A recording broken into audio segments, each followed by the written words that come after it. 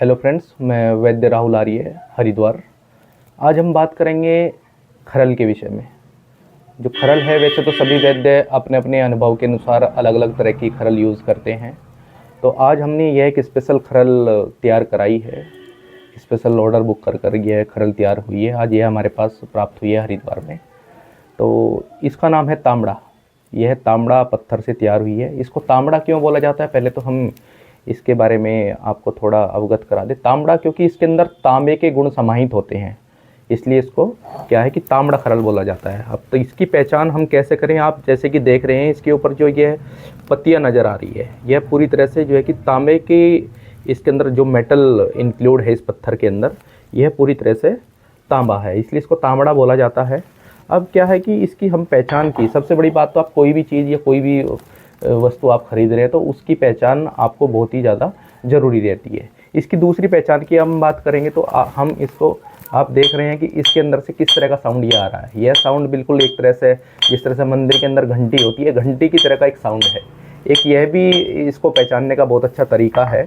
और दूसरी बात क्या है कि इसमें अलग अलग टाइप से, जैसे मंगैछा खरल आती है, हंसराज आती है, ये अलग अलग टाइप की खरल आती है। तो जो भी आप खरल ले रहे हैं, सबसे पहले तो उस पत्थर की आप पहचान करें।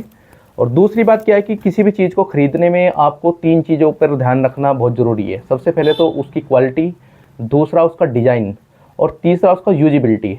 यूजिबिलिटी का मतलब क्या है कि आप उसको किस तरह से प्रयोग कर पा रहे हैं, वह चीज़ आपके प्रयोग में सुविधाजनक आपको लग रहा है उसको प्रयोग करते समय या नहीं। मान लो यह एक मर्दनम गुणवर्धनम जैसे कि बोला जाता है, जितना आप मर्दन करेंगे उसी तरह से औषधि के गुणों में उतना ही बढ़ोतरी होगी, उतना ही वर्धन होगा।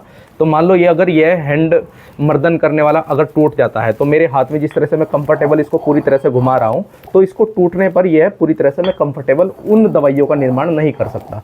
दूसरी बात, इसकी शेप की अगर हम बात करें, इसको यह बिल्कुल बोट शेप दिया गया है। इसको बोट शेप ही क्यों दिया गया है, क्योंकि जो भी मेटल युक्त मेडिसिन रहती है, हम कॉम्बिनेशन के अनुसार जब उसको बनाते हैं, तो इस तरह से ये एक जो मर्दन करने का तरीका है, तो सभी मेटल्स पूरी तरह से कॉम्बिनेशन के साथ में सभी द्रव्य उसके अच्छी तरह से जब समाहित होते हैं, तो उनके सभी गुणों में बहुत ही ज़्यादा बढ़ोतरी होती है।